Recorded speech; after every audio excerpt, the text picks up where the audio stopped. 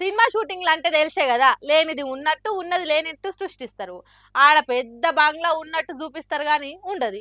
బాహుబలిలో నిజంగానే దున్నపోత వచ్చి గుద్దినట్టు చూపించారు కానీ ఆడ దున్నపోతే లేదు.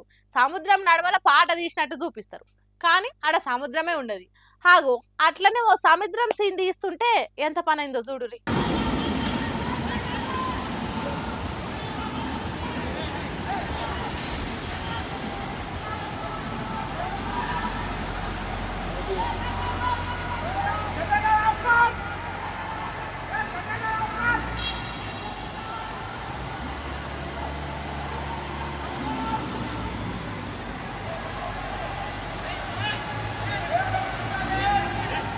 ఓయమ్మనే ఏందిదంతా నీళ్లు మొత్తం పొంగి వర్లుతున్నాయి కదా.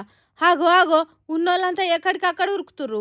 ఈడ వీళ్ళేమో కెమెరాలు నానకుండా కుర్చీల మీద పెట్టి మీదికి అందిస్తుర్రు. ఉన్న సామాన్ అంతా నానిపాయే కదా. చూస్తుంటే ఇదేదో సినిమా షూటింగ్ లెక్కనే ఉంది కదా అని చూస్తుర్రా. సినిమా షూటింగే. Hero Nikhil the Indian house cinema షూటింగ్లా సముద్రం సీన్ తీసేటందుకు ఇంత పెద్ద సెట్ వేసారట. ఏమైందో ఏం పాడో ఉన్నట్టుండి వాటర్ ట్యాంక్ వలిగిపోయి లొకేషన్ మొత్తం నీళ్ళలో మునిగి తేలింది. అసిస్టెంట్ కెమెరామ్యాన్కు ఇంకొంతమందికి కూడా జర జర దెబ్బలు తాకినాయట. ఎంబటే ఇక షూట్ ఆపేసి ఎక్కడ సాదిరి పెట్టిరట. కథ చూస్తుంటే నష్టం గట్టిగానే వచ్చినట్టు కొడుతుంది. ఎందుకంటే కెమెరాలు, లైట్లు, ఆ లొకేషన్, సామాను అన్నీ ఎక్కువ ధరయే ఉంటాయి. అన్ని దడిచిపోవచ్చు. మరి ఎంత దాకా లాస్ వస్తుందో ఏం పాడు.